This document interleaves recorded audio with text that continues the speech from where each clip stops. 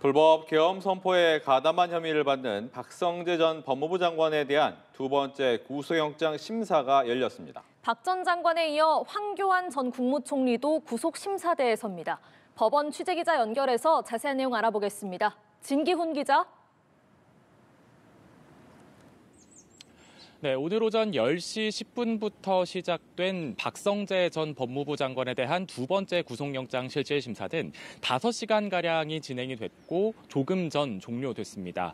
오전 10시가 좀 넘어서 법원에 도착한 박 전 장관은 특검의 무리한 영장 청구라고 생각하는지를 묻는 취재진 질문에 자신의 입장은 변화가 없다고 답하며 특검의 무리한 영장 청구라는 기존 입장을 재확인했습니다. 또 심사가 끝나고 법원을 나오면서는 두 번째 영장 심사를 받는 소회와 또 직권남용 문건 작성을 지시했는지 등을 묻는 취재진 질문에 아무런 답을 하지 않고 법원을 빠져나갔습니다. 앞서 내란 특검은 지난달 9일 박 전 장관에 대한 구속영장을 신청했는데 법원은 지난달 15일 한 차례 영장을 기각했습니다.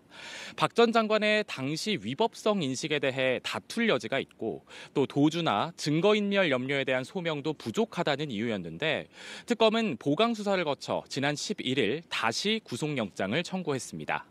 특히 박 전 장관 등의 휴대전화에서 다수당이 권한을 남용해 입법 독재를 일삼았다는 등 계엄을 정당화하는 내용이 담긴 권한남용 문건 관련이라는 제목의 파일을 확보했는데 박 전 장관이 이 문건을 계엄의 근거로 삼으려고 한 게 아닌지 특검은 주목하고 있습니다. 박 전 장관 심사에 이어 오후 4시에는 황교안 전 국무총리에 대한 구속심사도 열립니다. 특검 측은 박억수 특검보 등 4명이 심사에 출석해 220쪽의 의견서와 45쪽 분량의 PPT 자료로 황 전 총리의 구속 필요성을 소명할 계획입니다.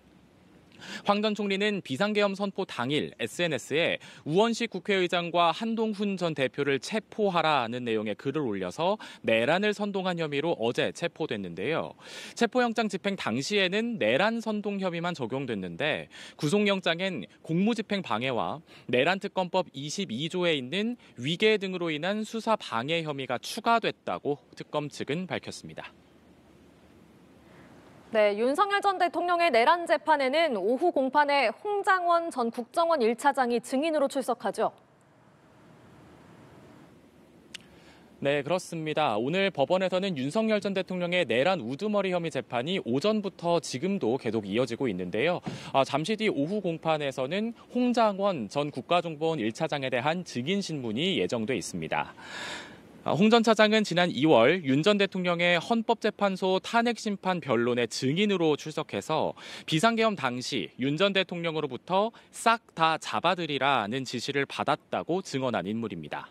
또 여인형 전 국군 방첩사령관과 통화하며 계엄 당시 더불어민주당 대표였던 이재명 대통령과 한동훈 전 국민의힘 대표 등 주요 정치인들의 체포 명단을 받아 적었다고도 증언한 바 있는데요.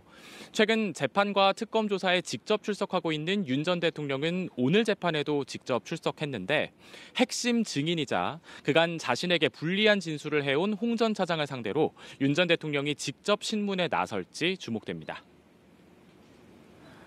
김건희 특검에선 인사청탁 의혹을 받는 이배용 전 국가교육위원장에 대한 조사가 진행 중인데 이 내용도 전해주시죠.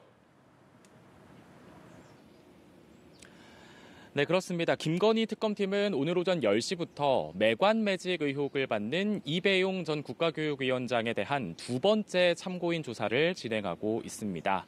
오후 12시까지 오전 조사를 진행하고 오후 1시부터 오후 조사가 진행이 되고 있는데 특검 측은 이배용 전 위원장이 진술 거부권을 사용하지 않고 진술을 하고 있다고 밝혔습니다.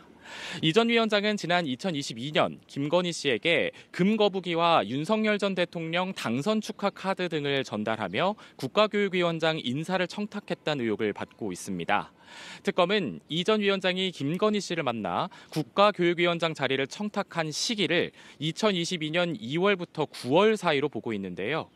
22년 6월에는 국교위원장 업무 수행 능력에 대한 내용이 담긴 적격성 검토서도 김 씨에게 건넨 걸로 특검은 보고 있는데 이 금품들의 대가성이 밝혀지면 이 전 위원장은 청탁금지법 위반 혐의 피의자로 전환될 가능성도 있습니다.